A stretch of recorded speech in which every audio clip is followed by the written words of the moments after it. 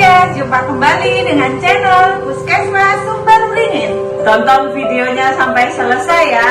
Jangan lupa like, comment, and subscribe.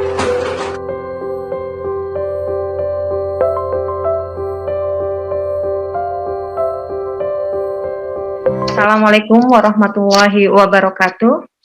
Puji syukur alhamdulillah kita panjatkan kehadirat Allah Subhanahu wa taala ya, bahwasanya pada kesempatan ini kita semua yang bergabung pada webinar ini masih diberikan nikmat kesehatan, dan tak lupa pula kita berdoa, kita doakan pada saudara-saudara kita, rekan-rekan kita yang saat ini sedang sakit ya, apalagi situasi sekarang ini sangat melonjak kasus COVID-19-nya. Mudah-mudahan kita selalu terhindar dari COVID-19 ya, dengan cara tetap kita pertahankan, kita perketat ya prokesnya. Tema kita pada webinar ini hiperemesis gravidarum ya. Apa dan mengapa sesuai dengan tema. Perlu kita ketahui bersama bahwasanya keluhan mual dan muntah itu wajar, hal yang wajar dialami oleh ibu ya pada saat masa kehamilan, terutama dirasakan pada trimester pertama ya, awal-awal trimester ya. Ini hal yang memang sering dialami ya, 80% ibu hamil merasakan keluhan ini ya. Atau kita kenal dengan istilah morning sickness. Kenapa morning sickness? Karena lebih terasa ya keluhan gejala ini di pagi hari begitu. Ya, meskipun tidak hanya pagi hari, tapi lebih sering dirasakan meningkat itu di pagi hari begitu.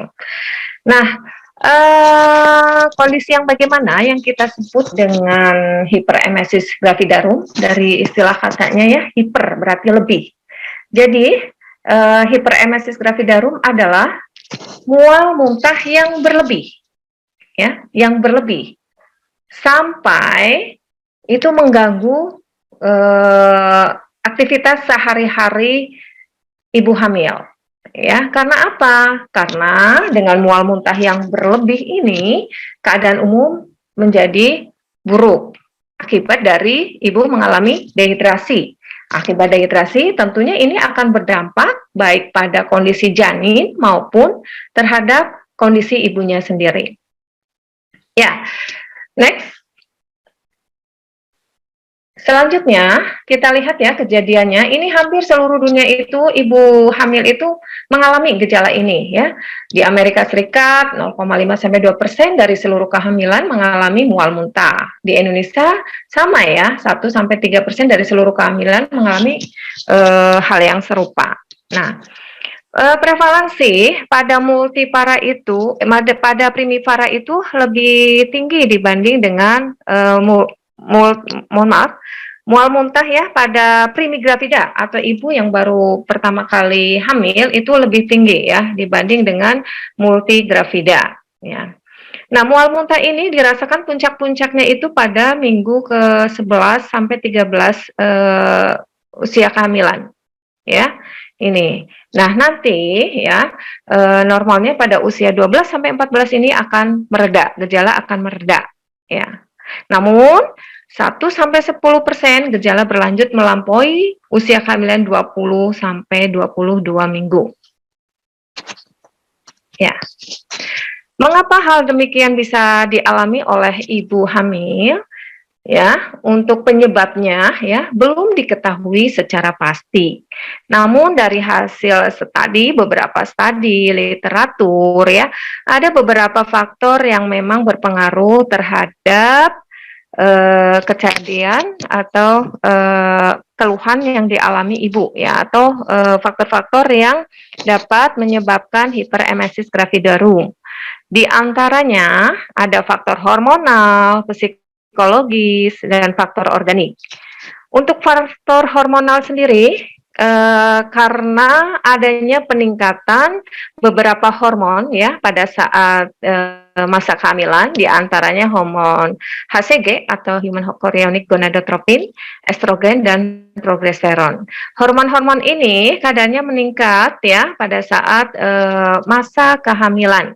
di mana untuk hormon HCG ini ya, ini puncaknya itu meningkat di awal-awal kehamilan ya. Mengapa pada ibu hamil itu gejala terasa itu di trimester pertama ya, itu. Begitu juga dengan hormon estrogen progesteron. Di sini di mana adanya peningkatan hormon-hormon tersebut dapat menurunkan mobilitas lambung dan usus sehingga di sini akan menyebabkan mual dan muntah. Selanjutnya, selain faktor hormonal, ada juga faktor psikologis.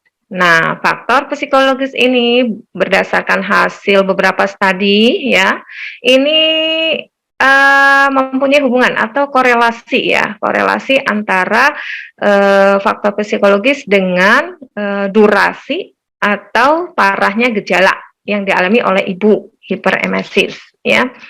Psikologis yang bagaimana? Di antaranya adalah kecemasan, kemudian stres ya, stres yang dialami ibu ya saat hamil yang bisa disebabkan oleh beberapa hal. Contohnya karena ibu belum mampu beradaptasi dengan perubahan-perubahan yang terjadi selama kehamilan. Atau bisa jadi ibu belum menerima peran baru ya, peran baru sebagai seorang ibu, atau stres memikirkan bagaimana dengan kondisi dan persalinannya nanti ya. Hal-hal ini akan memperparah dan memperlama durasi mual dan muntah pada ibu. Selanjutnya adalah faktor organik ya. Di sini untuk faktor organik diantaranya karena adanya masuknya Helicobacter pada peredaran maternal ya. Kemudian adanya perubahan metabolik ya pada saat kehamilan dan menurunnya resistensi ibu serta alergi yang dialami oleh ibu. Ya, faktor-faktor tersebut mencetus ya terjadinya mual dan muntah. Next. Ya, ada juga faktor risiko di mana pada ibu yang dengan faktor risiko ini lebih mudah mengalami hiperemesis gravidarum. Di antaranya ibu dengan riwayat hamil dengan hiperemesis gravidarum. Beberapa studi ya menyebutkan pengalaman ibu yang hamil kedua, ketiga yang mengalami hiperemesis gravidarum mempunyai riwayat ketika hamil sebelumnya itu juga mengalami hiperemesis gravidarum. Namun tidak semuanya ibu seperti itu, ya. Selanjutnya adalah kehamilan ganda atau gemeli, ya, di mana pada kehamilan ganda atau gemeli ini kadar hormon HCG itu lebih meningkat, ya, lebih banyak. Kemudian obesitas. Ya, ini berdasarkan beberapa studi ini ditemukan ya, ibu hiperemesis itu ada korelasi dengan berat badan. Kemudian primika divida ya, atau baru pertama kali hamil. Ini sudah tentu ya. Beberapa studi menyebutkan pada primika divida itu prevalensinya itu lebih banyak ya, lebih tinggi mengalami mual dan muntah atau hiperemesis gravidarum. Karena ini kaitannya mungkin ya, ini berdasarkan studi dan literatur pada primika divida itu ada beberapa faktor yang mengakibatkan ibu cenderung mengalami hiperemesis, yaitu diantaranya berhubungan dengan faktor psikologis ibu ya. Karena baru pertama kali pengalaman hamil ya, psikologisnya dari stres ya. Kemudian penyakit trofoblastik ya, penyakit trofoblastik di sini contohnya adalah mola hidatidosa, di mana pada kasus mola itu hormon HCG itu produksinya meningkat ya. Oke, next ya, bisa dilanjut ya. Oke, selanjutnya adalah apa sih tanda dan gejala ibu hamil mengalami hiperemesis gravidarum? Di sini kita klasifikasikan berdasarkan literatur bisa diklasifikasikan menjadi 3 tingkatan atau 3 derajat. Ya, ada tingkat yang pertama yaitu ditandai dengan ibu mengalami muntah terus-menerus. Ya, kemudian kondisi ibu menjadi lemah karena tidak ada asupan energi, karena tidak ada asupan makanan. Kemudian nafsu makan tidak ada, berat badan menurun tentu saja ya karena tidak ada nutrisi, tidak ada yang diserap ya, tidak ada sumber energi, berat badan menurun. Kemudian nyeri epigastrium, nadi meningkat sekitar 10 kali per menit, tekanan darah sistolik menurun, lidah mengering, mata cekung. Itu untuk derajat pertama atau tingkat yang pertama. Selanjutnya untuk tingkat yang kedua ya ditandai dengan ini gejalanya lebih berat dibanding tingkat yang pertama. Di mana semua apa yang dimakan, yang diminum itu dimuntahkan kembali oleh ibu. Ya, bayangkan kalau tidak ada asupan makanan, apa yang akan terjadi pada ibu?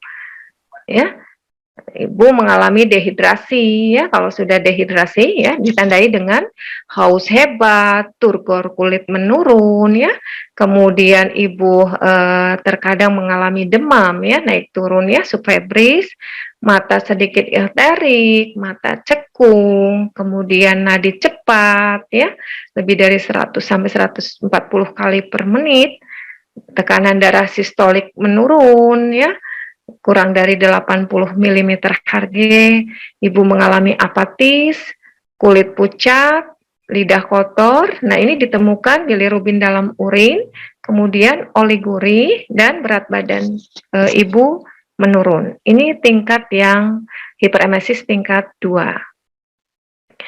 Nah, untuk tingkat yang ketiga, ini lebih buruk dari tingkat yang kedua, ya. Di mana kondisi ibu ya ini memang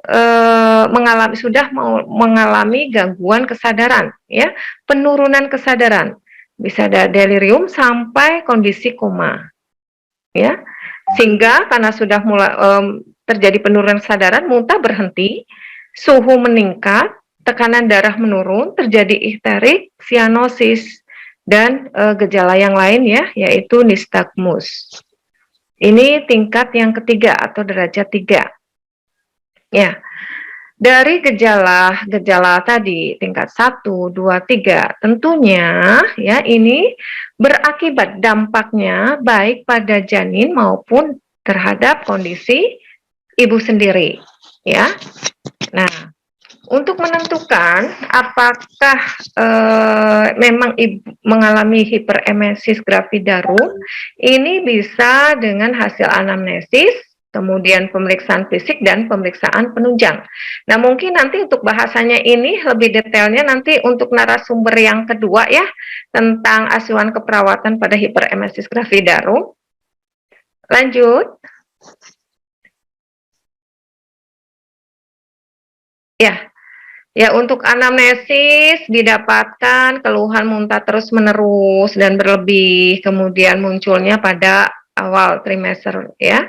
Kemudian dikaji juga ya faktor memperberat dan memperingan. Kemudian untuk menilai sejauh mana ya mual muntahnya ini bisa dilakukan dengan instrumen pregnancy quantification of emesis index. Kemudian menanyakan riwayat obstetri, riwayat penyakit lain yang menyertainya, bisa apakah pasien mengalami hipertiroid, apakah mengalami gastritis atau penyakit hati atau DM. Ya, oke. Ya, untuk pemeriksaan fisik, scanning aja secara umum saja ya, dilihat keadaan umumnya, tanda-tanda vital ibu, kemudian bagaimana, apakah ada tanda-tanda dehidrasi yang dialami ibu, kemudian tak lupa pula ya, dikaji ya bagaimana diperiksa status obstetrinya. Next. Ya, satu lagi adalah pemeriksaan penunjang. Ya, ini dari urinalisis ya, kemudian dikaji lab darah lengkap ya, kemudian dikaji GDS-nya, elektrolitnya. Karena apa? Karena pada kasus-kasus dehidrasi ini ya, ini terjadi gangguan keseimbangan cairan elektrolit, asam basa ya, sehingga perlu diperiksa. Kemudian pemeriksaan yang lain ya, ada pemeriksaan enzim hati, serum kreatinin, serum ureum, kemudian dilakukan USG untuk mengetahui apakah ada kehamilan ganda atau tadi ya mola, kemudian tes fungsi hati dan ginjal. Kalau memang ini tes fungsi hati dan ginjal terganggu, biasanya ini kalau sudah derajat 3. Kemudian pemeriksaan PSH dan T4 ini kalau dicurigai memang ibu ada penyakit penyerta, misalkan pada penyakit hipertiroid. Ya, selanjutnya tentu saja ya dampak dari ibu yang mengalami hiperemesis gravidarum, ya. Kalau tidak ditangani dengan tepat, ini akan berdampak bagi kondisi janin dan ibunya. Apa dampaknya? Dampaknya, ibu bisa mengalami gagal ginjal akut, ya, kemudian ruptur esofagus, kemudian anemia defisiensi folat, BBLR, ya, atau bayi berat badan lahir rendah, ya, karena kurangnya kecukupan nutrisi ibu. Ya, ya tentunya kalau pada ibu yang mengalami hiperemesis gravidarum itu tidak bisa dibiarkan begitu saja, harus cepat ditangani, ya. Nah, bagaimana penata laksanaannya? Ini untuk penata laksanaannya ada penata laksanaan kalau pada hiperemesis tingkat 2 dan 3 itu dilakukan rawat inap ya, dengan penanganan pemberian medikamentosa atau obat-obatan ya. Kemudian pemberian nutrisi, kemudian isolasi, terapi psikologi, cairan parenteral dan terapi alternatif. Nah, untuk medikamentosa atau pemberian obat-obatan biasanya yang di bisa dilanjut.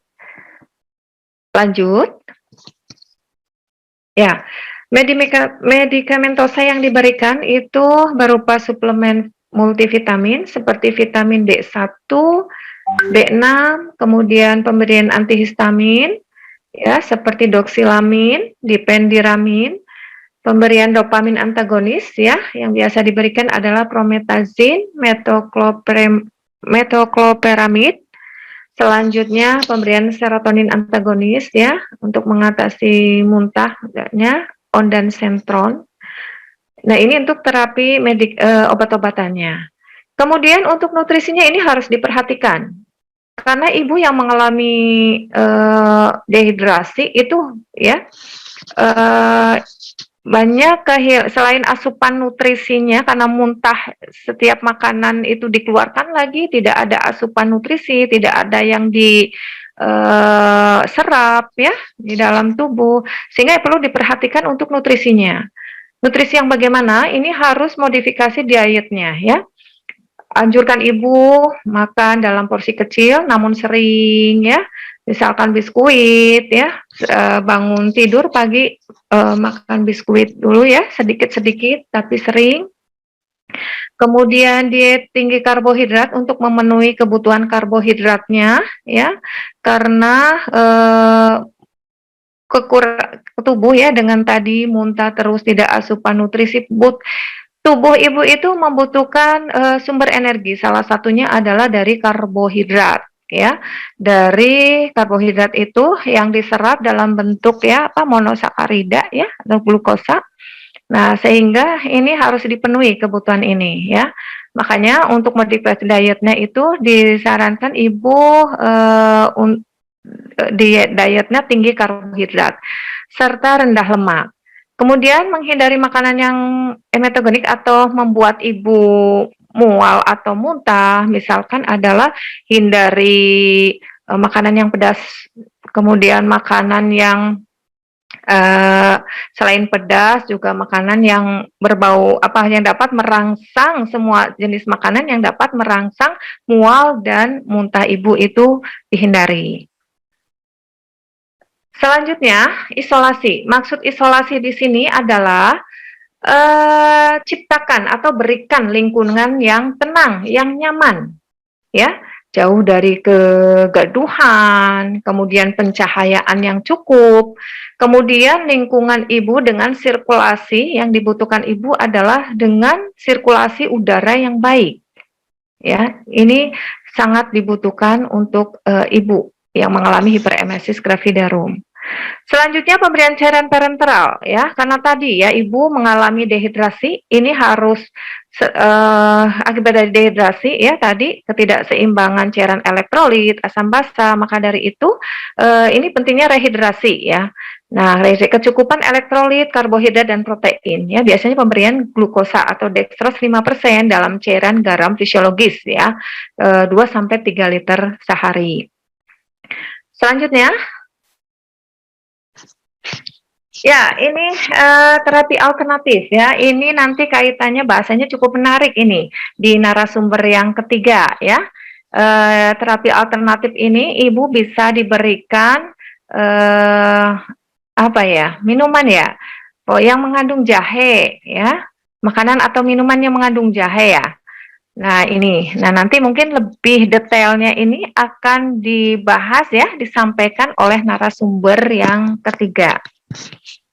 Selanjutnya, prognosis pada umumnya ya, ketika ibu mendapat penanganan yang cepat dan tepat serta penanganan yang baik, ini kondisi akan membaik itu pada trimester pertama pada usia kehamilan 20 minggu ya, itu sudah membaik gitu. Kemudian di sini angka mortalitas rendah ya. Itu ya untuk prognosisnya. Ya. Ya, demikian ya, karena Ibu diberi waktu 25 menit ya, Neng, ini kelebihan. Ya, itu barangkali ya untuk topik yang dapat Ibu share pada kesempatan ini. Mungkin nanti ada hal yang perlu didiskusikan, bisa didiskusikan. Kurang lebihnya, terima kasih Ibu cukupkan. Assalamualaikum warahmatullahi wabarakatuh.